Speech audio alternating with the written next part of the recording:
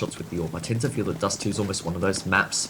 This might sound a bit strange, but it's almost one of those maps to me where a team's chances are made or broken on the CT side. I almost feel as though a T side will find ways to get rounds, but a good CT side can really set you up well and get you over the line. And interesting to see how these two teams fare tonight. Of course, on the Exile side, we do have some familiar faces in the form of Dans, Pex, Tux, Ferg, and Mizu. The ex-Legacy player, as you referred to. On the Legacy side, we do have Lightstep, Offnu, Top Gun, Havoc, and APOC, aka Moku, as he sometimes tags up. APOC, as he was best known.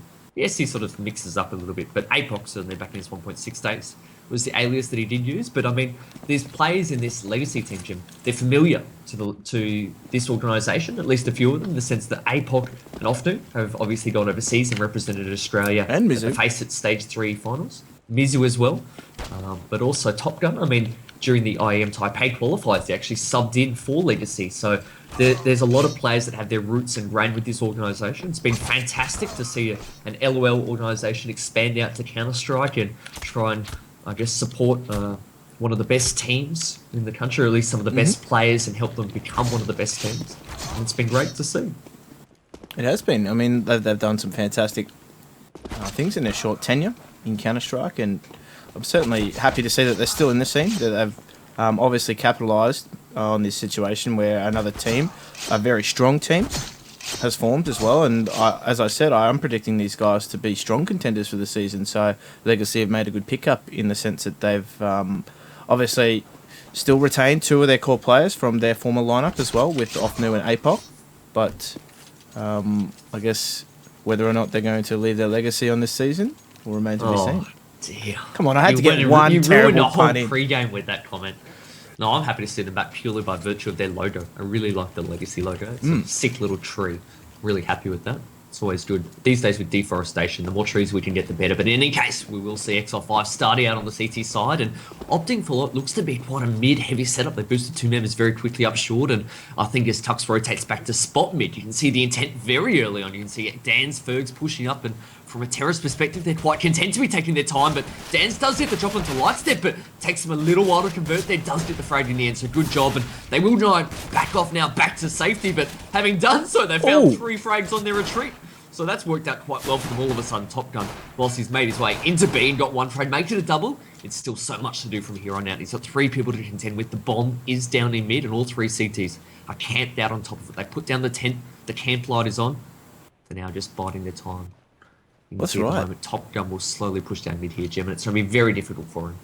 Yeah, but it's certainly something that's not out of his reach if he's going to channel his former days, but yeah, I think that bomb's in too tough a position. 3 CTs just sitting there swarming, but I like the mid-control, the aggression coming out early from XL5, and of course, Legacy Top Gun. Not much he could do in that situation. I like that aggression. They boosted 2 through mid. It was Ferg and Dan's that came up and really put a lot of pressure and disrupted any sort of set pattern that they're going to get into. So that's good early aggression from XL5. Yeah, not just that, it was also the fact that when Tux rotated back after boosted him, he was actually spotting up mid, almost distracting that member in T-Spawn who was tasked with watching mid. So it took the focus away from the 2 pushing CTs. Great play by them, great teamwork from a team that's only been together a few weeks.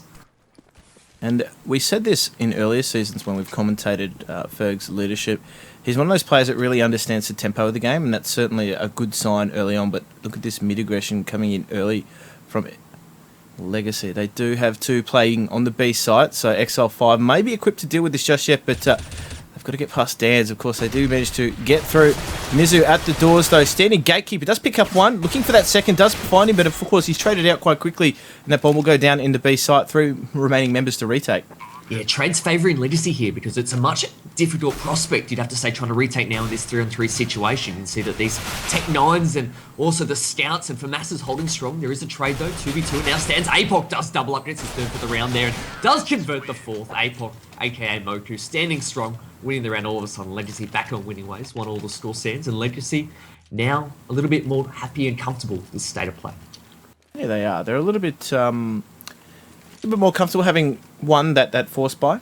I'll be interested to see what Ferg delves into his strategy knowledge base to pull out here. But of course, it's just a very standard eco round. Long aggression coming in, that very cheeky spot there from Tux is just sitting in there, and they don't know he's there. Of course, that flame providing with a lot of cover, and he continues to sit there. He's, of course, made his way out, and, well, he's the only member left of Exile 5. Of course, cleaned up quite quickly. Good anti-eco, good strong anti-eco coming in from Legacy, not dropping a person. Something that we've seen in only what has been 2 nights of watching Legacy, or FRF as they would take up play, has been the fact that their T side has definitely been the stronger in the early days. I think that with these guys having so much experience, also being able to work in pairs, a few of these guys, as we've already indicated, have played in teams together. It's made it a really dangerous and scary prospect for a lot of teams on the CT side, because constantly all areas of the map are having to be on guard at all times. You can see Dance does a good job there of pushing out Catwalk again, second time this match, and gets a frag, but his teammates are falling down quite quickly in this instance. Top Gun here. I wonder if he's going to be aware of the presence. He is. Takes him down, so good piece of mind there by Top Gun, good awareness. And this is around going the way of Legacy, so they now stream their way onto the A site. No, having said that, they do go out mid, maybe taking the longer route, the more scenic route. And they will move up towards B, but should be 3-1 Legacy. Yeah, they've got that pack mentality, that angry mob of terrorists just streaming out mid. Of course, it's a quite safe option to play that out, but of course the bomb goes down, and, well, Offnu does finish off Tux quite quickly. Just Pex to contend with. He's got a good position in upper dark and might be able to catch Lightstep here, but great team play means that flash comes through, and, well, he is dealt with. 3-1 the score. Now. Yeah, we move on to the first gun round now. Now, this is interesting times now. You can see on a CT perspective, Tux has got that AWP in hand. The latest addition from Team Chiefs, and we know how well he's been playing with that AWP in hand recently. So really excited to see what he can bring. Mizu as well, actually. This is a bit of a surprise. He's picked it up, so we'll see who wins that duel. Lightstep there pre-frame, but not able to connect. But you can see the pace there we spoke of. Legacy, 3 members streaming towards the B side. I think they copped the flash there because they had their hands over their eyes, but didn't stop them running in. They have found their way into the B. Frags yet to go down, but so much pressure has almost forced the CTs back out of the site without an exchange going down. Top Gun there, ripping the head off Mizu, and APOC for good measure on the flank in mid. Does drop Tux as well, so both AWPs having gone down, the most expensive weaponry, and you can see it's going to be nearly mission impossible here for Legacy. Oh, for X5 I should say. Unless Pex could do some damage there here, great position. Only picked up one though, picked up Havoc, so Ferg, just to try and save that AWP, he is going to just make his way to A site. Lightstep though, too quick. Very risky play that one though, the B rush. They did get in though, unopposed, and locked the CTs out of that site before they could gain control. So it was a very interesting round for me, because the CTs didn't actually play that one from inside the site. It was a worry round for me, if I'm honest, because I think that Exile 5, that's going to be a horrible way to really lose the first gun round, because it shows not just the fact that these Legacy guys are hitting their shots, but also they're that confident that they're willing to take that risk that you speak of and rush B and back themselves in to at least not make the frags, to make the trade frags. And as it is, the last thing you want to see is APOC does get a nice headshot there onto Pex. The rest of the teammates following suit as well. The last thing you want to do when you're versing a team with this much talent is have them feeling confident, hitting their shots so that they can just stroll into sites. 5-1. It feels as though this match has only been going for about 2 minutes. Yeah, Legacy just getting their plough on, if there's any other expression to describe it. Please inform me, but that's simply what they're doing right now. They're running over the top of Exile 5. Hopefully this gun round, though, can really bring Exile 5 back into the mix, because we've seen just how much damage they can do when 4F or Legacy get on this roll, but they are opting for fast mid-control. In fact, 2 of them streaming out the doors. And Offnu on point out to that B site. Mizo doesn't even know that they're out mid. He does put a lot of pressure on, but of course, just able to get that frag. Does a lot of damage in return. And of course, they're going to trap poor old Pex in this B site. He does get taken down, and they already have mid-control. Havoc on the lurk. Too easy for him to pick up that frag, and Tux and Ferg are left at the A site, scratching their head, wondering what went on that round. Each of the nights that we've watched Legacy play, I'm just going to call them Legacy, they've looked stronger and stronger each time. The scary thing is, at the moment, on their 3rd night of playing together, they're making a mockery of this X5 defense. It's one thing to talk about a team being very aggressive on their T side. Tux here well positioned in that long hut. It's another thing, though, when a team's aggressive with only 3 rifles. They actually had both Havoc and Top Gun AWPing. That means that when their teammates are charging out mid, as often when APOC did in that instance, there's no really options to trade. It really puts a lot of pressure on those riflemen to get those frags if they're going to win the rounds, but they did.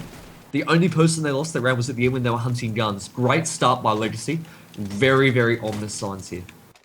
Yeah, very ominous signs, because they're not really doing anything with set strategy. They're simply just putting a lot of pressure early on the choke points and really testing the CT chemistry, as we see them make that drop down mid. And Pex gets tagged quite a bit before he can even get across those doors. But they're going to be straight into short here, unopposed into the A site. As you can see, the only person sitting on that site at the moment is poor old Dance. And he's got a lot to contend with as that Legacy train is just starting to roll through. Havoc hasn't even left spawn yet. He's doing a Top Gun from the other night. And they've gotten into A, again, almost completely unopposed. And that bomb should make its way in and be planted very shortly. Yeah, look how comfortable they all are on the Legacy side at the moment. Havoc there in T-Spawn, he'll now try and move out to help his teammates, but the job's nearly done. It's off to rips the head off Pex. In the end, Ferg also goes down, so the last surviving member, Missy, he should be able to recover an AWP. He does just that, having taken down Havoc in T-Spawn, but you can see on the overlay at the moment, Legacy not content just to let the bomb explode. They actually want that gun out of his hands. They're streaming towards T-Spawn. It's almost as though they're on a CT side at the moment because they're trying to retake their buy zone, and they'll do just that. Offnu now able to quite conveniently pick up that AWP and finish the round where he started. Yeah, quite conveniently. I mean, they are, as we said, just being split so quickly, so easily. That's where a lot of the Legacy aggression is coming through mid. And at the moment, Exile 5 need to make a few adjustments, particularly counter that aggression coming out from Legacy. Otherwise, they're just going to continue to be dominated here in this fashion. You can see Tux does have the open hand. There's so much invested into this round though for X5. They're desperate. They need to get a round win on the board. And good start there. Tux connects onto the head of Havoc. Just what his team needed. You can see Ferg at the moment also does a little bit of damage to one member off to at the form of Long. So they are doing a good job at least this round, but pressure everywhere. You can see Pex there not expecting to have to fight one in mid. Does a good job though of rotating that crosshair about 80 degrees to the left and does drop that member. And all of a sudden X5 finally in a strong position here to get a round win on the board. It would be their first gun round. Having said that, there's still 2 members alive. Make it 1. APOC with it all to do. But it all is too much as Dance gets the final 2. Gets that round win on the board. 7-2 Legacy lead. Yeah, great work from Exile 5 there. They need more of that, essentially, because the aggression from Legacy there came across all choke points and around the same sort of time. So essentially, that opening pick in mid for Tux really opened things up. And from there, the Legacy onslaught was dealt with quite well. Lightstep, though, is going to make a point of trying to get out long here, at least distract and keep the 2 members holding there from pushing any further. But a lot of Legacy's concentration this round is going to be on mid here. Tux knows something's going on, but let's see what he can do about it. Yeah, it's funny how slow the pace is now off the back of 1 round loss there for Legacy. Exile 5 seemingly just making them double think themselves, but as they now move out mid here, Jimmo, mid to B's on the cards. That's right, and I'm not sure why Top Gun actually sent the bomb out mid with his teammate there when he was good to go, essentially out mid, but Ferg picks up that frag there, and Offnu just walks his way through the smoke in mid, picks up 1 frag. Tux finds a return before he's dealt with by Lightstep, and just 1 member left on B site, Pex. Not too much resistance being put up by him. 3 versus 2. CTs are forced to retake, and Dance and Ferg are going to need to team up for something. We'll see what they can do. They both have a kit, which does bode well for them, but having said that, there's still utility on the terrorist perspective. There's still another Molotov in the hands of Lightstep, so as they move their way up close and make some footsteps, that'll be a nice cue there. But you can see the CTs have backed off. Havoc drops Ferg at close range, shotgun style with that AWP, and all of a sudden, Dan's, it's Operation Save Weaponry at this point. You can see he is in the A side. This is worst case scenario here for X5. Despite their success on the previous gun round, this is now going to reset their economy. Again, put them back on the back foot again. 8-2 Legacy, but potentially another 1 or 2 eco rounds coming up here, and this is just getting out of hand far too quickly. Yeah, it is. It feels like it's getting out of hand. Of course, Dan's needs to save that AK, take it into the next round. He will be able to do so, but you just get the feeling as though XL5 are being caught with their pants down at the moment. They really don't have an answer to what Legacy are doing. Legacy did look like they were going to change the pace there, go a little bit slower, but again, they just streamed out mid and managed to catch them off guard again. So, concerning signs for XL5. Some long aggression coming in here from Legacy. This is good though. XL5 opted to change it and try and take control of mid, which they did. But Legacy have actually changed things up again and gone through long, but if they're not careful here, they could be anal. Well, that's right. There's 2 members of the CT pushing out mid there. Ferg gets taken down, but Dan's doing a good job of retaliating very quickly. But can he get out? Trying to fall back. That cable does drop off now on the way, and that will signal safe passage back into the A site. Great job there by Dan's. 2 frags, and really doing a good job for how he's now is one of the staples of X5. He's been in there for quite some time now. Only feels like just the other day that he joined, but having said that, he's now one of the core members that the team will be looking to really step up. Did a good job that round. You can see, though, that Legacy have got one member across onto the A side. APOC is there. The smokes will go down. That'll allow Havoc to get across. The bomb should shortly get planted. Tux and City Spawn not able to do much just yet, but as APOC shows a little bit too much skin, he will punish him as a result. So 2 versus 4, bomb planted. Legacy in a tough ass gear to hold. That's right, and Lightstep does find one, a return frag at least. Havoc's got a lot of work to do though if this round's going to go his way. Does find one, looks for that second, not able to find it, and now just a lonely soul in Lightstep on the corner here, looking for that first frag. Tux is low, so this is doable for him, but of course Pex is straight onto that defuse. Tux though, holding strong, 20 HP, the defuse will come out from Exile 5, and they'll find their third round on the board, so... More importantly, they need to find some momentum. Of course, they lost 3 members of their counter-terrorist team here, so their economy is going to be put under a little bit of pressure.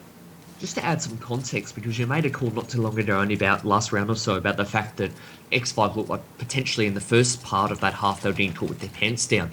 To put some context there, I think Legacy are playing with the tempo that really, at this top level of Australian Counter-Strike, we haven't seen before. They're moving faster into sites and swarming faster than we've ever seen, faster than Immunity, faster than Vox, any other team by comparison, so I can understand why it's taken them a little bit of time to adjust. Having said that though, they need to make sure that they do close out this half strongly, give them the best possible chance. Top Gun, APOC say otherwise, they've got a fragile piece, they want to get back on winning ways.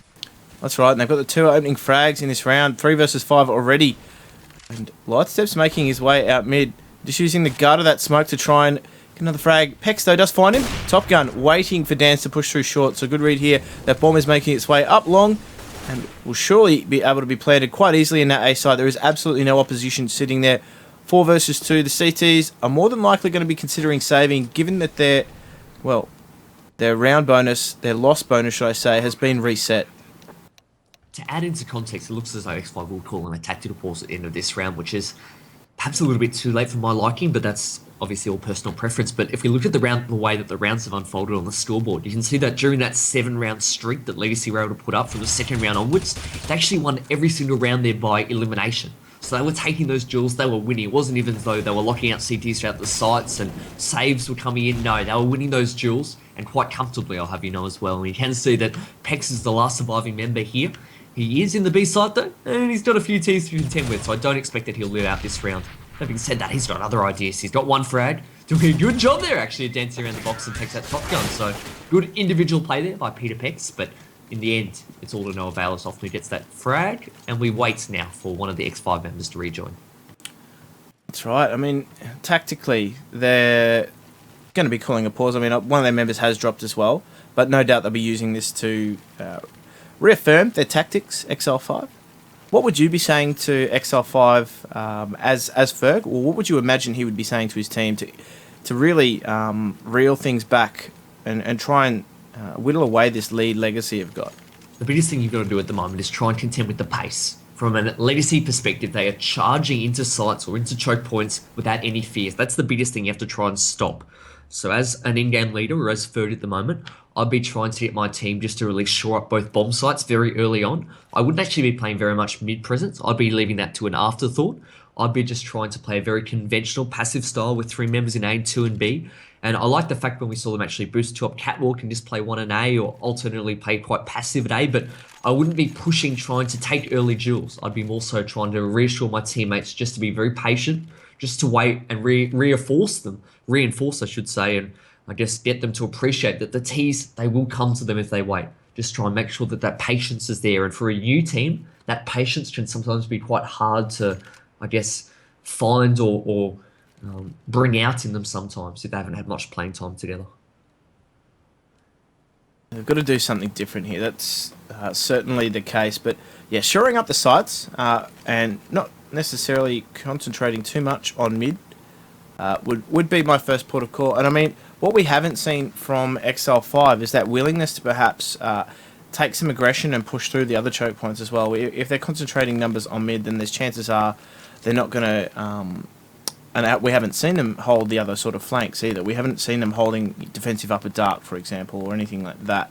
Or other than Havoc sitting in spawn for those first couple of rounds, they really haven't been put under pressure at all by pushing up the choke points. So XL5 just need to try something a little bit different here now that they've... well, their money is not going to allow them to try anything in terms of a gun round here, but certainly it will be the next thing on their mind, that next gun round. but 10-3 the score, assuming the anti-eco will be navigated. Do you think it's too little too late? Yep. I meant to sell some sort of narrative where it's not over just yet, but this map is donezo, Jim. 10-3 or 9-3, soon to be 10-3. The thing that scares me is not the scoreline. The thing that scares me at the moment is just how confident Legacy are. And there's no reason why a team that's been together for probably in the background maybe 2 to 3 weeks now, but I think on the forefront and in the limelight, this is only their third match. There's no reason why a team that has that little experience together should be this confident, but they are. And they're showing how great they can play when they are confident. I said beforehand at the start of this match that I thought once all the roster shuffles had died down and whatnot, that I thought Exile 5 would be a top 3 team up there with Legacy. I still stand by that, but it just goes to show at the moment that how fast and how quickly Legacy can almost develop and accelerate their gameplay as opposed to Exile 5. Well, that's it. We said that experience counts for a lot of these encounters, and whilst they've only been together for so long, but they know what to do with their limited time. But look at this B concentration coming in from Legacy. Havoc, though, does fall first. Tux takes him down. Now his USP's doing some damage, but Legacy are grouped up here. Pex does find another cheeky frag before he hops away and repositions himself there in the window. The smoke will come in and lock all 3 members of Exile 5 out. And they're just going to play a waiting game here, because if they do opt to plant here... Oh, APOC does cop a nasty bink through that smoke. Ferg does find another frag, and now a lot of pressure on the low APOC here. They're going to hit him in the sight. This is a bit of a frantic round coming out here. Ferg does opt to push him, hoping his teammate's going to be on the same wavelength in the window. Pex is very, very cautious, though. I'm not too sure where APOC could be. Sure, they've spotted him out now. And, well, I know we said it was a foregone conclusion, but that round just turned things on its head. They, funnily enough, won that with just USPs. So they struggle for about, 12 rounds to string together a single round, but then on USPs they can get the job done against a stronger outfit with full equipment and full weaponry. Okay, that doesn't make any sense at all, but I think more so the fact that they had just really stacked that B side and had numbers there. It really did obviously help them out as that B attack eventually came in. Having said that, Havoc does a good job there of getting the opening frag, and business as usual as Lightstep converts a second onto Pex. So good work by Legacy. It's not also been in the fact that they've also won so many rounds with this aggression. It's how quickly they bounce back from losses. Exile 5, if you take a quick look at the scoreboard, they haven't won 2 successive rounds in a row. That's a lot of credit there to Legacy, who actually have a great job at really bouncing back and getting back on that horse ASAP. And with only 1 member left to contend with, this bomb will go down in the B side, and Ferg nowhere near it. It will be 10-4 to Legacy. Ferg won't even get to save his gun at all, as APOC cleans him up from a spawn there. 4-10 to score. And, well, Exile 5, other than those few rounds where they did manage to stop that tidal force that has been Legacy so far, they really haven't looked too coordinated at all. I think it's harder to tell that on the CT side, to be fair, especially on a map like Dust 2, which is a very wide open map. APOC there, good frag, spots another one on the site and has his Molotov out. Perhaps his gun would be better suited and switches to it, gets the frag, good work there. But I think, yeah, with a map that such as Dust 2, which lends itself more to those sort of individual gunfights, I think it's going to be harder to see a Lightstep. Speaking of seeing, I'm not sure he saw that member there, but takes him down through the smoke anyway.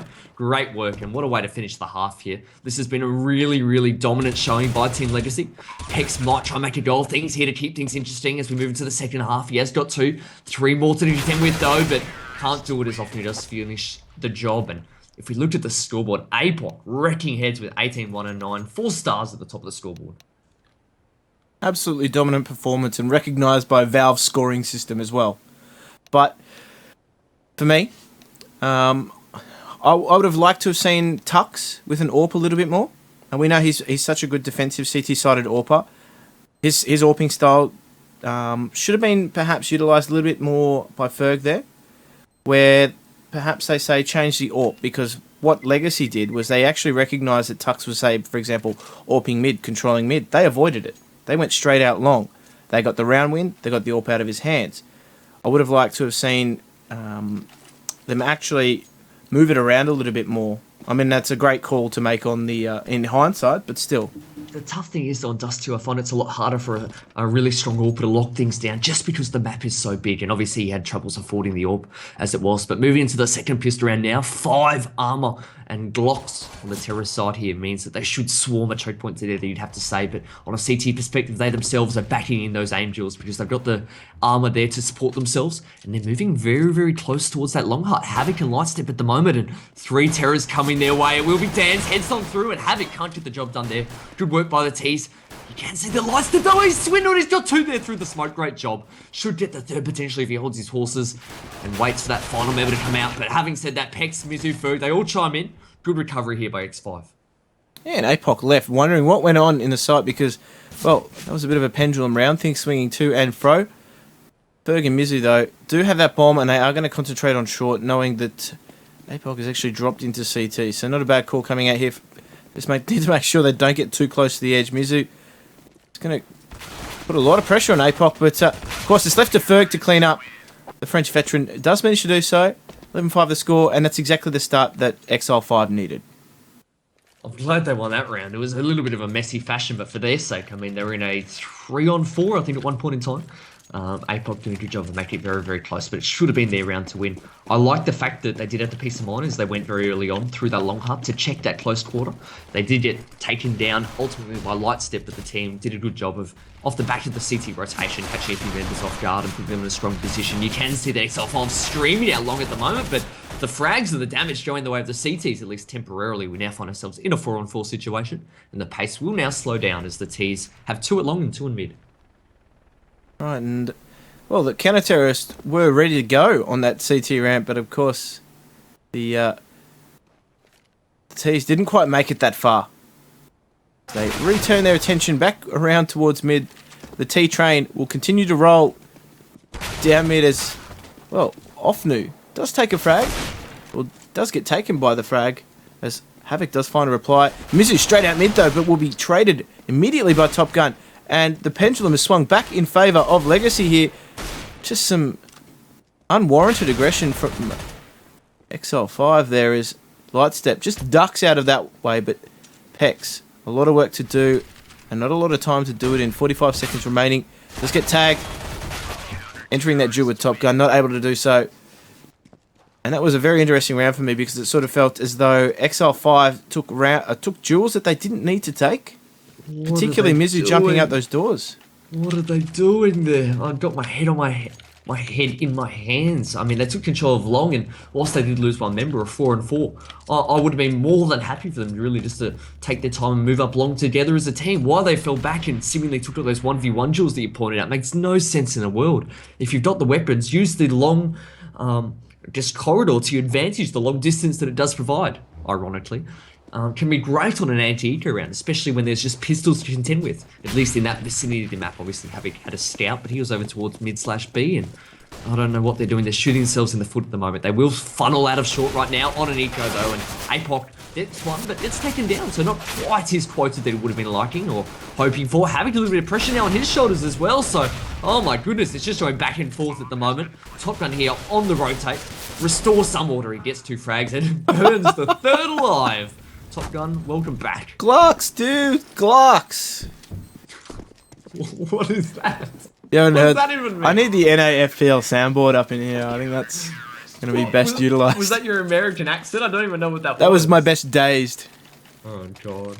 You've left me dazed with that comment, mate. But in any case, 13-5. You're open to that pun, too. X5. X5 now can afford to buy.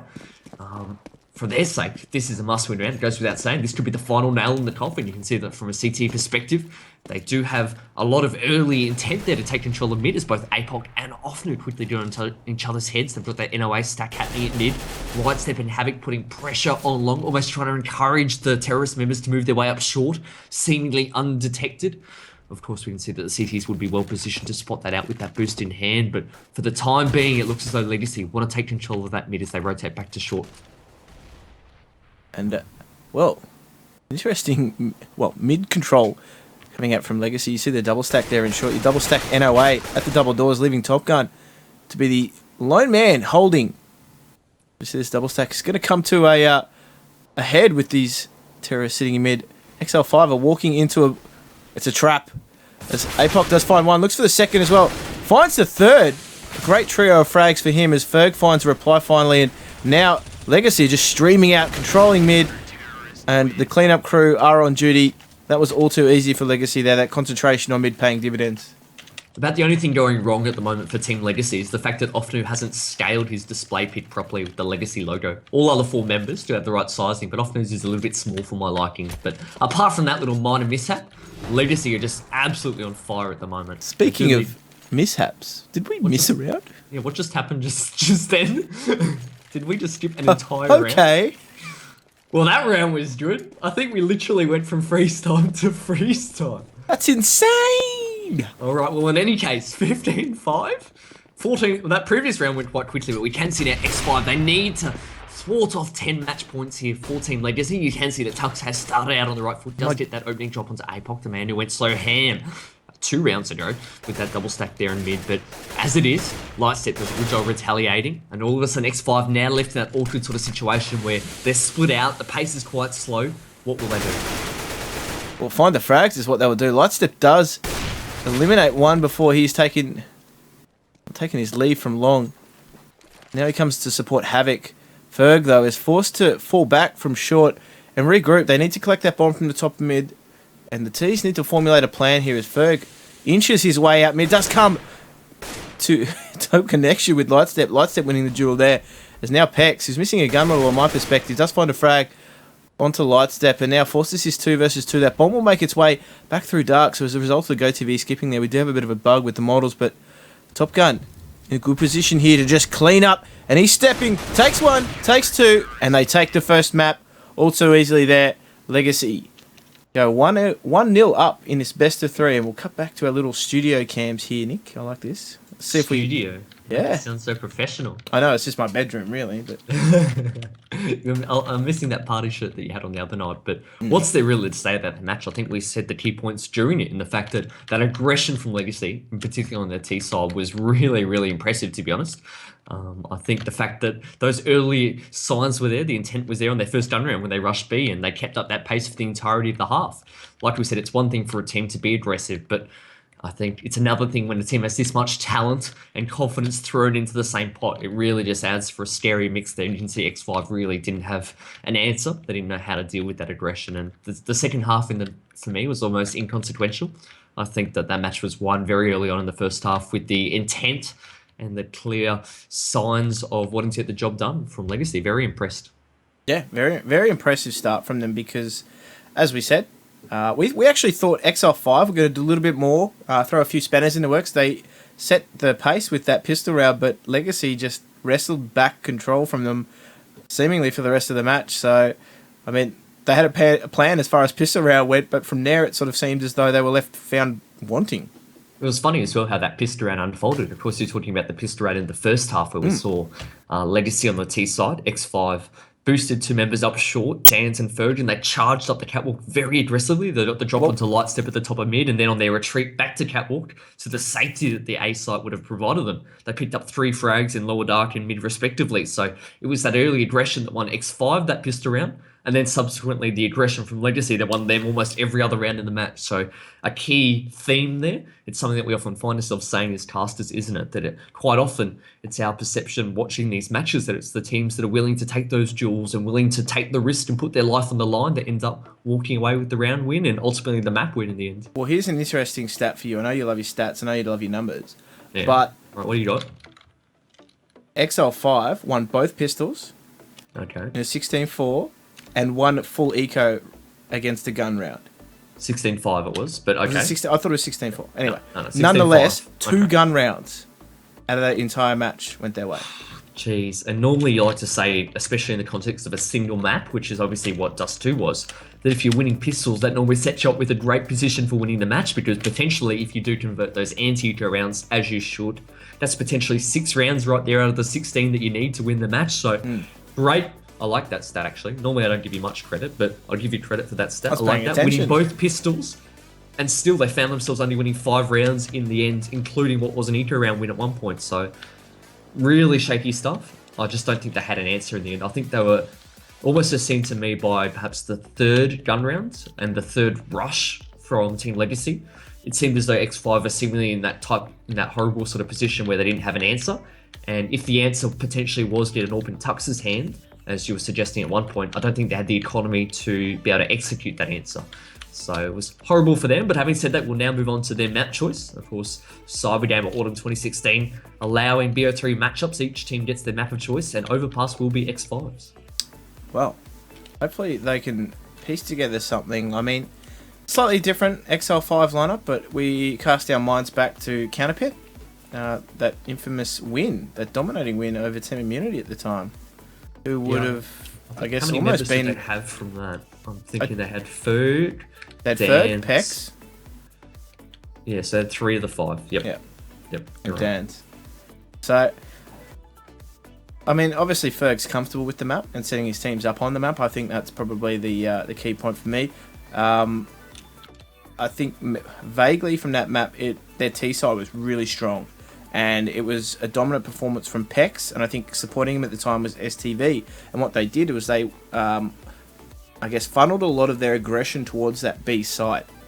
So the B site was the target, and I believe just getting Pex into the water was the objective. And from there, he was able to simply disrupt any form of set pattern that Immunity could get into. And I'd be looking for the same thing if I was Legacy. I mean, obviously Legacy, as far as the team goes, they've got the tools. They're equipped to deal with these sorts of adjustments that need to be made. But nonetheless, that's their prerogative. I don't know how much time they've spent on the map Overpass, being such a newly formed team. The difficulty that I see, though, I mean, you're drawing back comparisons, quite rightly, I guess, to the fact that Exile 5 did beat Immunity in a really impressive showing during the Counterpit season. But for me, I think that was more so a reflection of Immunity playing really poorly. We saw it throughout the entire of that Counterpit season. They were on fire. But that night, they were really just having a horrible show. They couldn't hold the B site if their lives depended on it. So I'm probably not going to read too much into that result, other than the fact that potentially you're right. Maybe XL5 don't mind playing the map. I think for me, the really staring thing and the overarching theme as we move on to the second map will be the fashion in which Legacy just won that map. I think they won it because they were playing really well, and their game style and game aggression really suited them quite well, especially in this matchup. I don't necessarily think that XL5 were doing too much wrong in the sense that they weren't making really dumb mistakes, or they weren't making really silly reads or whatnot. They were just other than that anti-eco. Yes, other than that one round, agreed. Other than that, they were just getting overwhelmed. And I think that that's the sort of loss, unfortunately, for potentially our sake and for the viewer's sake and for X5's sake, that has the potential to carry over multiple maps. I think that if they just made some silly mistakes, they could almost write off the match as, oh, we weren't playing our game. But they were doing everything they possibly could. They were trying different things and they couldn't find a solution. And that, to me, is a sort of loss where we could see the same sort of storylines coming across now into the second map. I'm predicting Legacy, and I'm predicting them to win easily. Easily? Okay. Yeah. I don't think it's going to be a cakewalk for them at all. Put it this way, I reckon we could sub you in to the Legacy roster right now and they'd still win. Would you go as far as to sub yourself in, though? Oh, well, then it wouldn't be an easy win. That'd be a 16-0. You need another adjective to describe that. Yeah, and we'd be going to a third map. That's the adjective that we're using. Well, we'll see who's right, who's wrong. Are they going into the knife round with only 4 members there? I'm not too sure. There are 5 for X5. But we will cut to that, of course. Okay. We've had enough of you. It just sucks that you're the producer, so that you have to be here. It's much better if Pete and I are here. I don't know. You guys enjoy your alone time. Who do you think, in all seriousness, though? I don't know if this is a wise decision asking you to be serious, but do you think from an X5 perspective, I mean, I've already been quite open. I think they're going to get steamrolled, but do you think they're going to have a choice or a preference in sides? Well, I actually would predict them to go on the terrorist side. They get to set the benchmark from there, and dictate the pace of the match. I guess that's the prediction from me. But of course, no, I agree with that. I think that would be cool. You can see Legacy win the knife round and have it with a little bit of cheeky banter there, actually asking X5 as to which side they'd like to start out on. But in any case, it's all rudimentary. We see Legacy. I like this from them. They're opting to start on the T side, as you suggested. So I think recognising what had worked so well for them, not just in the previous match in which we saw, but also in previous nights in the FFYI when their T sides were really formidable, really strong. They're going to start out on the T side here. That's it. And, well, hopefully their game plan is on point. But stranger things have happened. That's right. We'll see how we fare here. Of course, this is the second map. Legacy taking the first dust to 16-5. For Legacy, we've got Lightstep, Offnu, Top Gun, Apok, and Havoc. For Exile 5, unchanged. We've got Dance, Pex, Tux, Ferg, and Mizu. One kit in the hands of Ferg, and a lot of Arbiter we've seen across all 10 players at the moment, so the duels will surely be coming out. You can see good flash there from Ferg. Does get an early spot, sees that two members are there towards that A fountain, and will try and fall back now to safety, but as the T's come swarming up, surprise, surprise, the stairwell with so much aggression, they do catch him off guard. They get a second good work there by Top Gun while spotting two members under the pump. Did take down one before he went down, and the T's, they found their way into the A site now. They do spot out two members there at CT spawn, so they're almost intent on taking that duel more so than planting, and Mizu connects there through the wall. Great work by him. They will decide now to get the bomb down, I think, doubting that decision earlier to chase for the frags, but off the back of Offnu converting, they now find themselves in a 3-on-2, make it a 2-on-2 situation here. Dance, he's posted up at long, gets the spot onto one member. Apok repositions himself behind the box to hide some, I guess, provide some cover there and converts with the double frag. Great work by Legacy. Apok in particular with those final two frags, but the story of the night continues. It's aggression that wins out. Legacy 1-0 up. That's right, Legacy 1-0 up, and geez, Apok made it look so easy then, didn't he? He really did. But we know it's a little bit more difficult to do in reality. That's the deceptive thing about looking at Apok's playstyle, is that it's just so casual, it's so calm, it's so collected. If you ever watch him play live, he's probably the most interesting person because he's so composed, is probably the best way to put it. I think by virtue of the fact that he's seen so much, I mean, probably regarded as one of the greatest CS 1.6 players of all time. You can see at the moment Legacy doing a good job here on this anti-eco round. Whilst X5 did invest a few pistols and even a scout into one or two members, they have done a good job of at least gaining map control, scouting out a lot of information for the team. But no, you're quite right. It's always a blessing to watch Apok play. A really incredible, nice guy, and love watching him play Counter-Strike. Right, and well, just taking a different approach to this one, very slow, as they do lose a few members here. XL5, but going to make their way into this B side. That bomb, of course, has made its way in through construction. They're going to need to take a few aim drills here before they get that plant. So if they're not careful, well, Top Gun does bowl one out, but if they're not careful, the man from heaven could have put a lot of pressure on them there. Of course, Dance didn't opt to step. Top Gun has, well, been beaten within an inch of his life, but that doesn't matter, as Havoc is doing the damage here and is looking for Tux right around the corner. 34 HP, taken down, and a $600 SMG money bonus goes to him almost immediately. So he's making some dank bank. What do you make of this so far?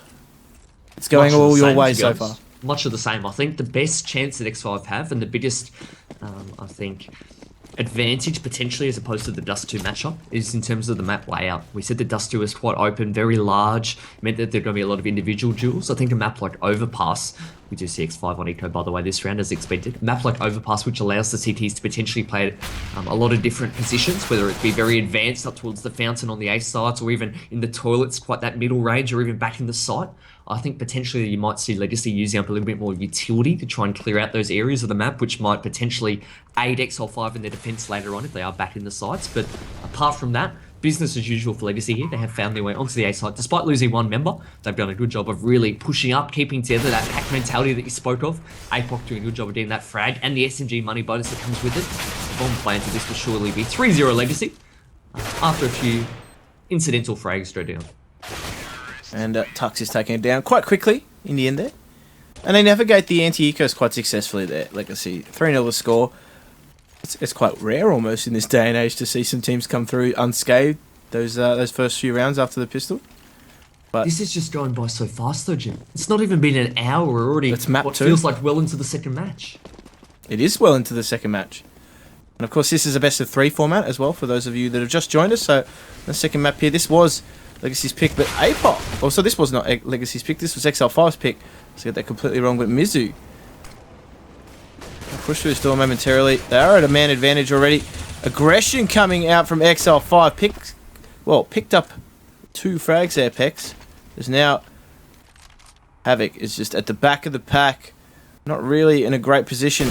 Will miss his shot onto Ferg, and his position is known to the rest of XL5. And just a simple 5v1 to contend with here, surely.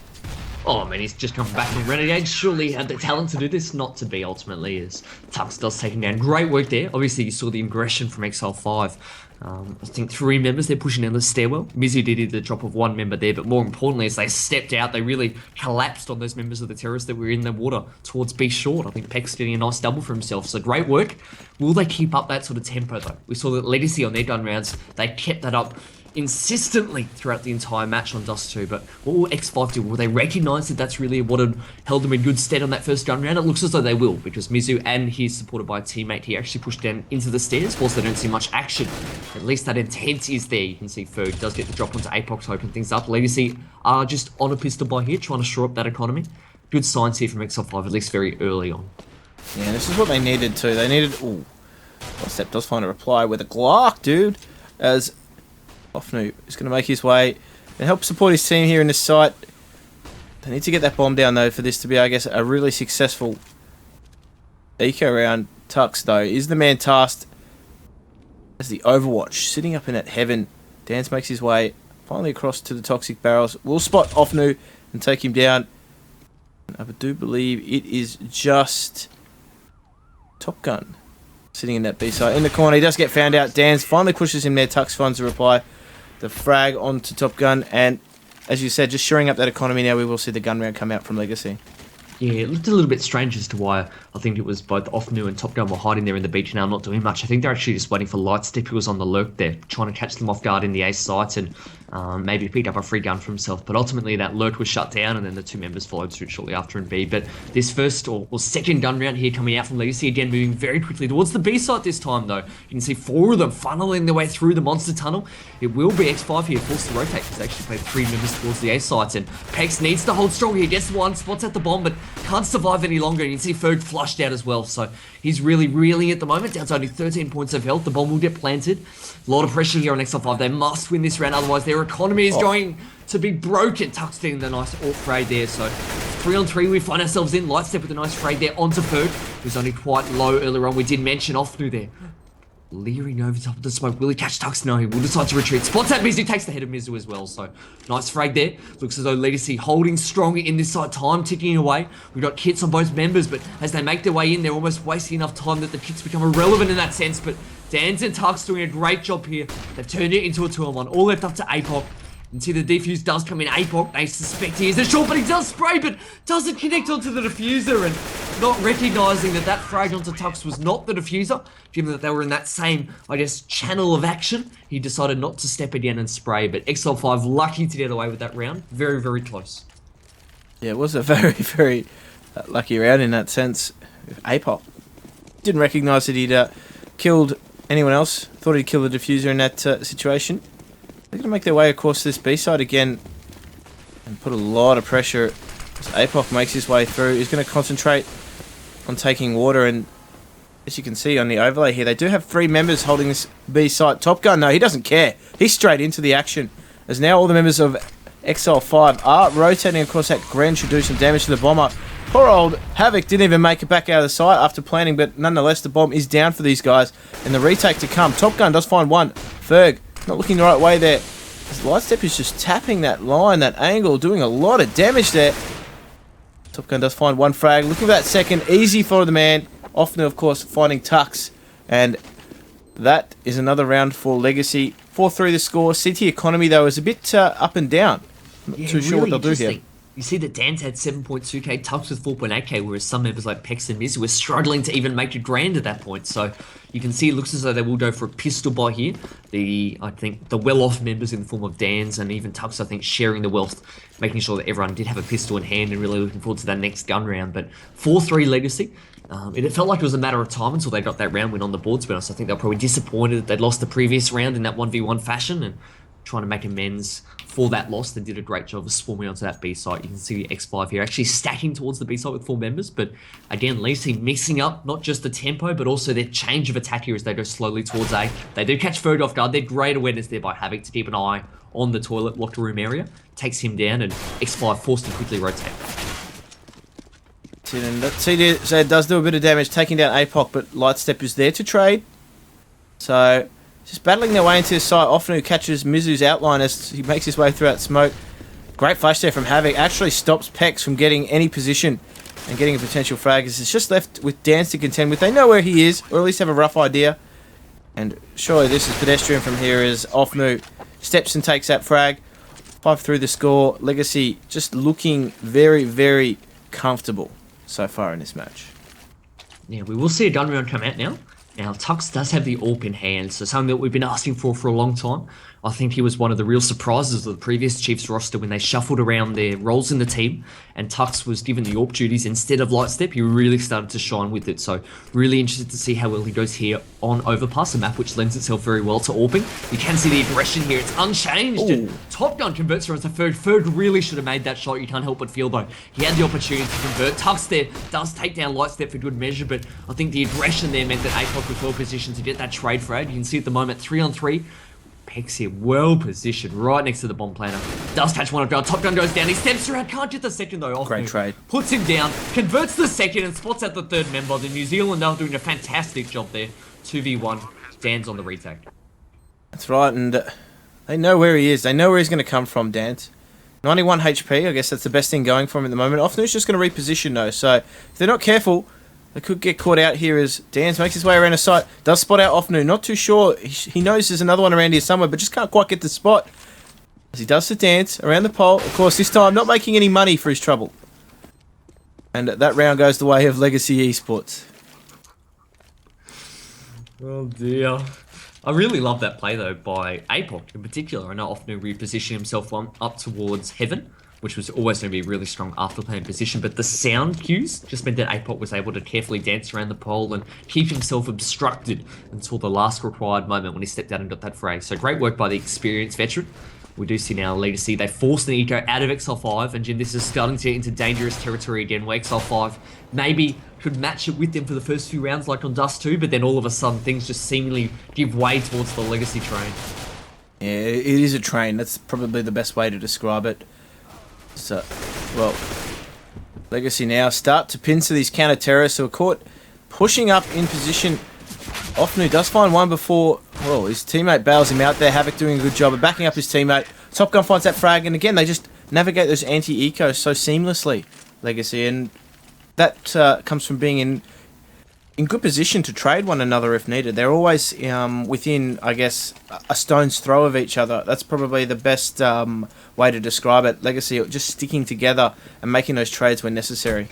Relentless is the key word of the night for me. Relentless. They're doing a fantastic job of keeping that aggression up. You can see that this will be another gun round here. This time we see X55 opting, I think, off the back of Legacy hitting B so often to actually stack 3 members towards it, keep 2 on A, and Mizzy does a good job there of actually taking down Havoc who had a sniper rifle in hand. So the young fragger, recently back from his overseas trip to Sweden, doing a good job of getting the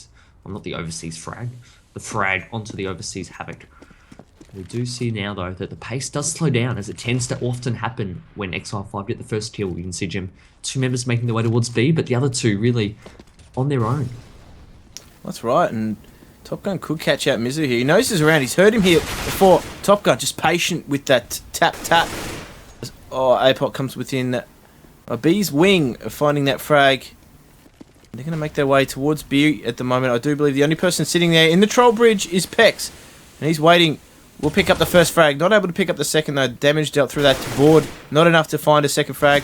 And now Ferg and Tux are the 2 remaining members of the counter-terrorists. That grenade should do some damage right onto the head of the planter. And Lightstep goes down. APOC to do a lot of work here to find the last remaining 2 members. Ferg, though, flies in on his baguette and gets the frag. Too easy for him there. 7-4 the score. But you still feel as though Legacy have a slight upper hand, because if they do win this round, that economy is going to be absolutely shattered.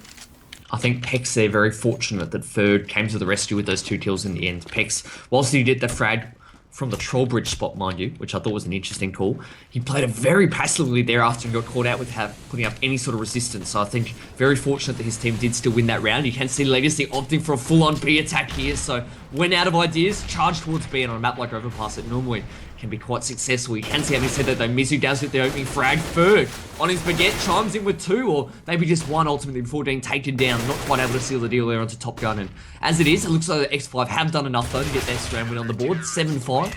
You can see that this is the second time in this match, as I was just looking at the scoreboard, the second time in this match in which they've actually strung together 2 rounds in a row. Something I actually don't think they managed on Dust 2, funnily enough. There were single victories here and there, but on the scoreboard sake, you can see the X5, really, there's been no star fragger. It's been every member contributing when they do, in fact, get rounds on the board. That's right. They're all pitching in, aren't they? They're doing their duty. But that was a change of tempo there from Legacy that didn't quite work out. I do like the willingness, though, to change the tempo. And, of course, this will probably be the last round where their money is going to allow them to continuously buy here, as we do see, again, early concentration and early presence here at B from Legacy. Yeah, it's very slow at the moment, though. It looks as though APOC has cleared out the stairs, or at least is trying to do so now. He did come through the fountain area, whilst his teammates did go through the more conventional route down the stairwell. So, from a terrorist perspective at the moment, they just want to make sure that stairwell is clear so that they can really rotate very quickly between the sites, should they decide to later on in the round. Havoc now has rotated back as well, just to help make sure that the A toilets is clear. Top Gun there does spot one and spams to the wall.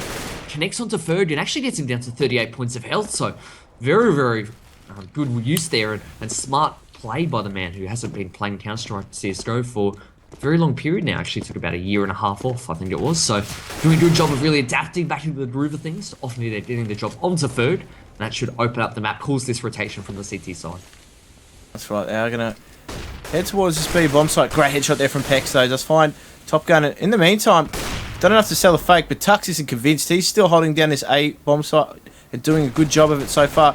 Just showing a little bit too much noggin there to Havoc. Of course, not finding the frag, but tagging Tux down to 71 HP. This scout, though, from Havoc is just darting around, creating an absolute world of pain for poor old Exile 5. And just one member left in Dan's. He has good position here in the toilets, but of course, they're not planting for him.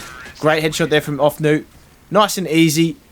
Legacy make their way back into this match, and that CT economy is very, very, very shaky. Great individual play there by Havoc. He got the 2 frags at close range, actually got a 3rd as well for his measure, so great play. I think the fact that he had a scout and a Tech 9 was no obstacle to the fact that he was feeling it and was very confident. You saw him charge in towards the CT spawn there, wanting to take those close duels, and did a great job of taking out the danger man in the form of Tux, who had that AWP in hand. You can see CTs are on eco this round, trying to set themselves up well for the final round of this half. And that's what they really have to rely on here, because this round isn't providing much in the way of frags. They've already lost 4 members and haven't made much of it, other than the fact that Dan's is still alive and is rotating towards the B site. Has a P250 in hand, but not for much longer, you can't help but feel. His position is now known. That's right, he's given up the game there. And now, Legacy are actually just content to try and hunt this, and so they should. Their economy's in good position, and why not take that P250 out of the hands of Dan's. He does take down Lightstep, but the economy is just so plentiful, so bountiful for Legacy at the moment. They're having the run of the way, but XL5 need this gun round if they want to have a chance of getting themselves back into this map and taking this to a 3rd. Yeah, you can see, similar to the first gunner here, 3 members of the CT streaming down the stairs, and again, it's worked wonders for them. They do catch off guard. APOC trying to rotate and help his teammates, but not recognizing that there was actually 3 CTs there, not just Tux, and he pays the ultimate price as he does go down in short suit after. Whilst Top Gun has taken out Dan's, it is still a man advantage for XL5, but they're throwing this away all of a sudden. Tux caught in T-spawn, they're trying to get his flank on, but Lightstep reading that perfectly. Teammate taking down ex-teammate, doing a great job there for Team Legacy. And all of a sudden, they're now swarming their way up through A long. I'm not sure if Legacy have a read on this, or X5, I should say, have a read on this at the moment. You can see Fode, he's the closest position, but he's just at the truck. And he should hear that smoke go off, so he knows there's at least one towards long. But I don't know if potentially the CTs, how quickly they'll be able to react to this. You can see Pex is still at the B side at the moment. Yeah, Pex has all the info, though. He knows there's absolutely nothing going on. And this is good. I like this from the T's. This is radio silence, essentially giving the counter-terrorists no information unless they're going to try and push to find it. As Missy does find the spot there. And Ferg is positioned well to support him. We'll find that frag onto Lightstep. So, give themselves a chance in this round. Top Gun, though, needs to collect that bomb. Ferg is doing a good job of just making sure he has the attention. Does find 2 frags here, Top Gun. Looking for that 3rd. Pex, though, has an SMG. That rate of fire and 13 HP could be a massive factor here. He still doesn't yet have that bomb, so we'll have to more than likely take the aim duel here. He's convinced he's behind. Not the case. Pex does find the frag, and XL5 find the last round of that half. 9-6 to score in Legacy's favour. And, well, they're going to need the pistol round here to really bring things back XL5, because you get the feel as though Legacy just have something up their sleeve still. I think so. They've got plenty of rounds to play with. They'll now be on what is generally considered the more favourable side here on the CTs. Top Gun, though, going absolutely ballistic. 19 frags in 15 rounds. What a fantastic job he's done. We saw how quickly he's been able to adapt to the game. Obviously, after taking a long time off, he did come back, play with Chiefs, went overseas with them in the IEM Taipei regional lineup. Ultimately falling just short, coming third, fourth. Not quite able to secure that top 2 spot, which would have seen them go to the MLG Columbus main qualifier starting next week, but really quickly adapting to himself. I think he had the best stats overseas and continuing on his merry way at the moment. How many players can say that they take a year and a half off, come back straight into Tier 1 Counter-Strike, and go overseas within about 3 games of having turned up and made your comeback? Not too many. So Top Gun joins a very elite group of players, because it's certainly not something heard of, but just Top Gun is the one pushing, getting a lot of information. He'll actually find Ferg there at the fountain and has, more importantly, information that the T's are nowhere to be seen. So surely they know this B hit is telegraphed now as Danz makes his way onto the side. That flash blinds all 3 members of Legacy getting through. Havoc not able to capitalise there, only finds 1 frag after exposing all the backs. And Danz finds 2 frags entering into that site, but more importantly, the cavalry have arrived. All of XL5 are going to meet all of Legacy in that site. Havoc does find 1 frag. Danz does find his 3rd for the round. Is doing a good job here, dragging his team back into this match. Top Gun, though, under a lot of pressure. The last one left, 2 versus 1. Tux, trapped in that bomb site, 9 HP. Can't afford to take anything but a hit. He does take that 1 hit. Top Gun, though, 20 HP, up against 45. Does get the headshot as well. Will grab the kit and should have time to defuse this. Great round from the man, as we said, that have been overseas in such a short period of time after coming back. 3k and a defuse. Great work by Top Gun there in that 1-on-2. I mean, he only had, I think it was about 13 points of health as he moved into the site. So he had to do a very, very fine job of really making sure that his positioning was on point to try and isolate those 2 1v1 duels without necessarily knowing where both players were. So did a fantastic job, obviously. Took down that member of the site, and then Dan's really caught in no man's land there as he... I'm not sure why he actually pushed towards Top Gun in the end. He would have recognised that Top Gun wasn't on the bomb, but was punished as a result. And Legacy, 10-6, take the first step towards what could be a second map victory here as they do get that second half pistol underway. You can see from X5 perspective though, Jim, they have invested into this round. Dan's actually has a Galil.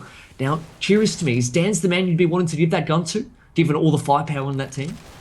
Well, it's a sign of backing him for sure. But as you said, I'd probably be giving it to the man Pex or even Tux, because Pex is charged with being that entry frag, that dynamic player, and that really says to me, we're confident in your abilities, go get him. But nonetheless, Ferg is caught pushing for information over at the fountain, and XL5 going to find themselves coming to a head here. They got the right site read. Danzo needs to make something work with that Galil. Ofnu picks up the triple though. Actually, no, only 2. I was getting a bit excited there, but still cleaned up. Yeah, that's actually something we've been really critical of, hasn't it, when we've been watching some of the American and European counterpit recently and commentating on that, because we've seen some teams there who have been making some questionable plays when they've been forced behind and not necessarily giving their star players the weaponry to use, and in some instances they've been punished as a result. Well, not necessarily their star players, but the players that are clearly in good form in that match. Yes, good. I mean, both work, but in any case, Legacy, look at the aggression as APOC walks towards T spawn. Oh. Dan's even has the courtesy of turning his back towards APOC just to make sure that he can get that frag, but in any case, X5 will get that revenge onto APOC, but Lightstep, well positioned to get a trade for himself. So gets 1, spots out a 2nd, hasn't yet converted, but does so now, but I think also suspects that a 3rd is nearby, and Pex, maybe that's why he didn't get the Galil, as he does whiff a little bit, but in the end, Top Gun takes him down 12-6. Legacy continuing on the merry way. That's right, and as you can see, to me, that just telegraphs that Legacy are so confident in taking these aim duels. They're not. It's an absolute no respect play, if we're going to put it quite frankly. And from what we've seen so far from XL5, quite rightly so. Legacy have had the rub of the green and don't look like stopping down. But of course, stopping now. This is the gun round to come out, and the first chance for XL5 to make their mark on this terrorist side. Yeah, much as you suggested, based on what we've seen from XL5 in the past on this map, they have sent two members, both Pex and Tux, towards that B short area. You can see Ferg at the moment, the in-game leader, is posted up in the playground and does get the drop onto top gun there, almost expecting that aggression. Great work from him, but it looks as though potentially B, or at least a late round B execute, might be the preference here of the team. It was an area in which they had so much success against Immunity at the end of last year in the counterpit season here in Australia, and it looks as though whilst Mizu, Tux, and Pex lie in wait for the step, or the call, I should say, that will be the direction in which they're headed. Lightstep actually takes down Ferg, so all of a sudden we're now looking at 4-on-4, and that early frame advantage that X5 did have has now been erased. Havoc gets the drop onto Mizu as well, using that AWP. Very, very patient there in the monster canal, and X5 almost left unsure of what they should next do. Right, and it almost feels as though they're hesitating a lot between these two sites as Havoc picks up another frag. Great team flash there into water, enabling him to do so, and this is what Legacy are doing so well. They're working in pairs. It's translated across their counter-terrorist side, but that bomb has to make a call as to where it's going to go, and it looks to be the B site. 30 seconds remaining. Pex is going to try and guide his way through with his teammate and pincer this B site, but you just get the feeling Legacy are ready. They have two members here. Pex gives away the game and his position. They know he's there at short. Does find the frag onto Apox, so he gets the drop onto him. Will need to get into the water, of course, now just Dance to contend with. This bomb site. 10 seconds remain though. He's got to get into his site and get the plant. So pressure should come from above. And that it does. Havoc. Easy frag for him. And another round go Legacy's way. They're making it look so easy at the moment. I mean, even when Ferg got the drop onto Top Gun, he had the positional advantage. There was no reason for Ferg to even be there in the sense that from Top Gun's perspective, it was all clear. It's not normally a map in which a terrorist would be holding, a part of the map I should say. But even with Top Gun late to the party there, pun intended, we saw that Ferg still took a lot of damage and ultimately paid the price later on in the round as a result of not keeping that frag nice and clean for himself. So seemingly everything going Legacy's way. You can see X5 on an eco here streaming through the fountain. They do rely on that team flash to try and clear the area out for them before they step around that corner, but Legacy already backed off here, so APOC in a great position, often as well to capitalise. They've got one apiece, Lightstep's chimed in, and with only two members left, very, very quickly we're going to be Legacy on 14 rounds. That's right, they don't care, they're just rolling through. Dance just find one consolation frag so far, but of course, more importantly, finds himself a rifle. Pick up and hopefully do a bit of damage here to Legacy's economy, but that net is closing in. The counter-terrorists are just walking towards him. They just put the gun barrel out, often picking up the frag of Dance. And as you said, 14-6 to score. And not looking too great from XL5, but they're going to give it a red-hot crack. This is their gun round to come out. That's right, Tux does have the AWP in his hands, so that's something that time and time again throughout the night we've pointed out as something that we really like to see, but haven't seen enough of it. I think by virtue of the fact that they haven't had much money all night, unfortunately, for their sake, but curious to see what they do with it. Whilst they did have a lot of early B presence on the previous gun round, X5 are trying to mix things up now by actually heading towards the A side. They have one member in the underpass, Dan's there, connecting onto one and can't quite do the second, but did so much damage onto APOC. Meanwhile, three of his teammates in the form of Ferg, Mizu, and Tux are slowly clearing out the A fountain. The CTs had laid down a smoke there, but seemingly running through smokes, it seems, as Dan's gets the drop onto APOC there. 5 on 3, this round really going their way at the moment. That's right, and this is exactly what we need to see from L5. I mean, it didn't really involve anything special other than a default setup and allowing the counter-terrorists to walk into their crosshair, but Top Go. Oh, they want to know if he's still got it. They say Counter-Strike Go's changed, and, well, that's how he feels about it. As now, Havoc remains the only one defending either bomb site, and he gets the drift that it's not going to be A just yet. That Molotov, though, should prevent the plant from coming in where they want it. Does take the plunge, Mizu all over it. 14-7 in favour of Legacy. Yeah, they didn't have to do much, did they? That round to open things up, as you said. It was really just sit back and wait. Dan's in the end, I mean, he connected through the smoke onto the first member, which was good. Obviously, luck plays a part, but the second member in the form of Offnet just charged through the smoke and into his crosshairs. So that was the gimme frag, and after that, they just really had to play the trade game. Obviously, a 5 on 3, you'd take a 1-for-1 trade any day of the week from then onwards, because it really just means that you'll be the last surviving team at the end. So good work. What will they do this round? It looks as though they've gone for the exact same setup. They actually sent 3 members towards the A side, 1 through the underpass at the moment. This time, Dan's, Lord Gaben, not able to gift him the vision through the smoke as it did last round. He hasn't yet connected onto any players. Tux and Pex, though, doing a great job. They're actually putting a lot of pressure on pincering the stairwell, so whilst Dan's didn't get the frame, he actually kept their attention whilst the T's flanked them. And all of a sudden, APOC and Havoc have it all to do. APOC gets his second for the round, but does go down. Havoc now finds himself in a 1-on-2 here. Look, decent position here as well. Does find Ferg through the door, so good, great work from him. And now forces this 1v1. The two dueling AWPs from each team are going to go head-to-head. And Havoc's making the read towards that A site, and, well, this is playing perfectly into Havoc's hands at the moment, as Tux is going to continue towards A, smoking into that bomb site. We'll just straight away plant it, securing that money. The team, Havoc, though, catches him, pushing through that smoke. Nice and easy. And Havoc certainly turning it on since he's made his way back to Australian shores, that's for sure. A refreshed and revitalised Luke Havoc. Really impressive play there, particularly in the 1-on-1. You saw that after Tux had planted the bomb, that smoke was laid down just on that right side, or as it looked from Luke Havoc's patterns perspective, the left side of the bomb box. I thought he was potentially just going to skip his eyes across it and not watch for Tux to push through, but kept his composure there and caught Tux off as he pushed towards the CT bank. Great work by Havoc. Great play, as you said, a rejuvenated, revitalised fragger at this point, doing a fantastic job for his team, and it brings up 8 match points for Legacy.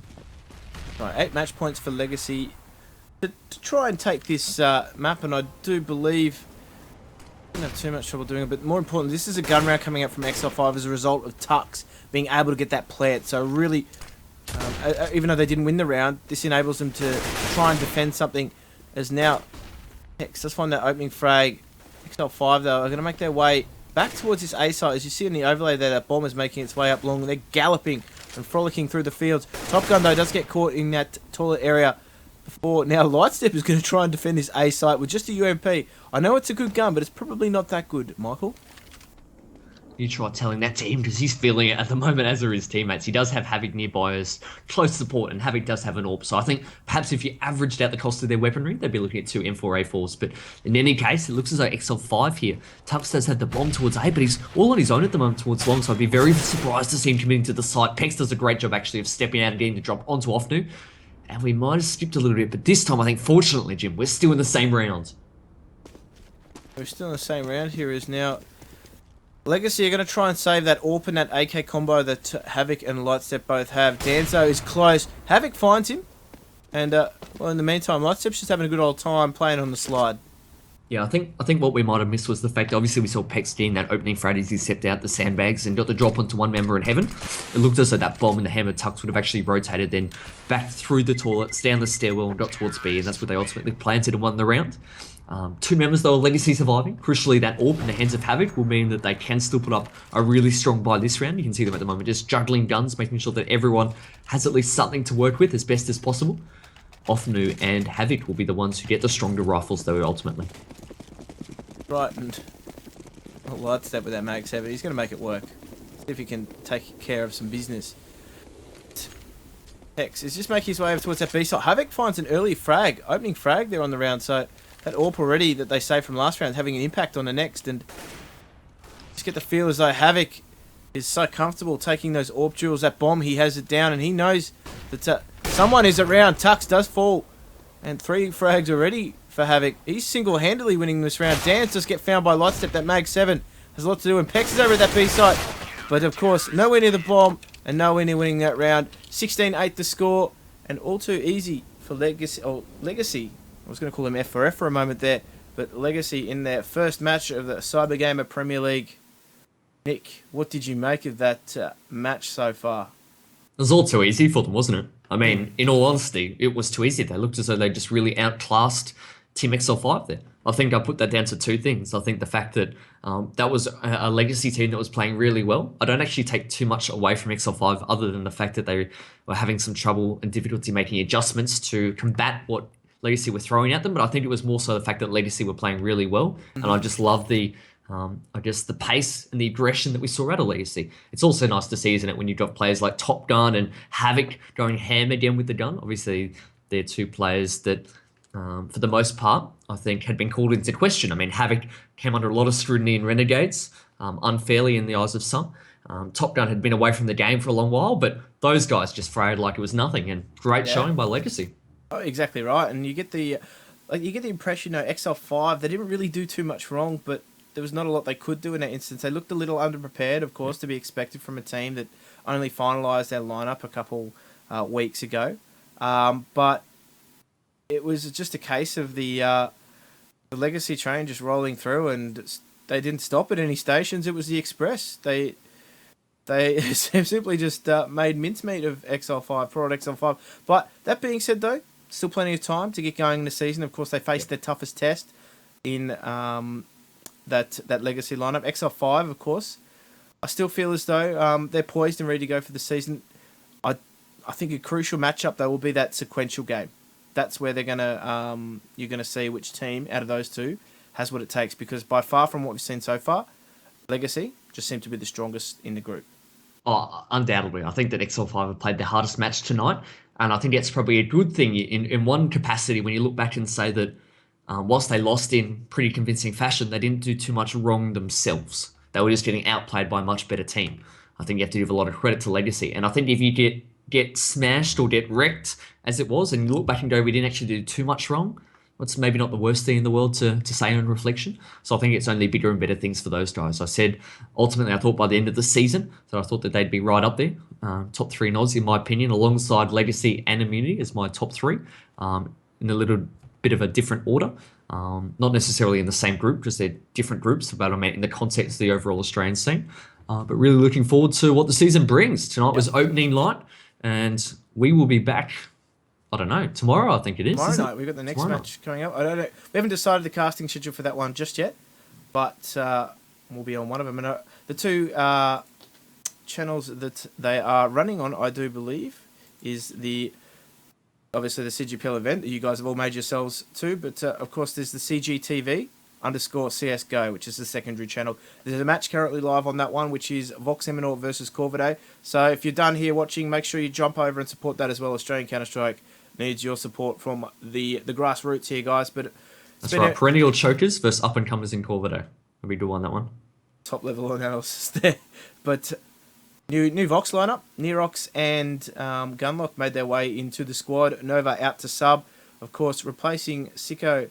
And, well, that's essentially been the shift between those guys. Make sure you're tuning into that. We'll keep this very, very brief. But, of course, I've been Jim and Esso. And you're not this is when I talk. This is when I talk. Oh, I'm Noodle. We're the Peanut Gallery. We're the Peanut Gallery. We're thanking our sponsors for CGPL. Mwave, of course, the title sponsor, making it all possible. Turtle Beach, Plantronics, Netgear, Logitech, and, of course, AK Racing.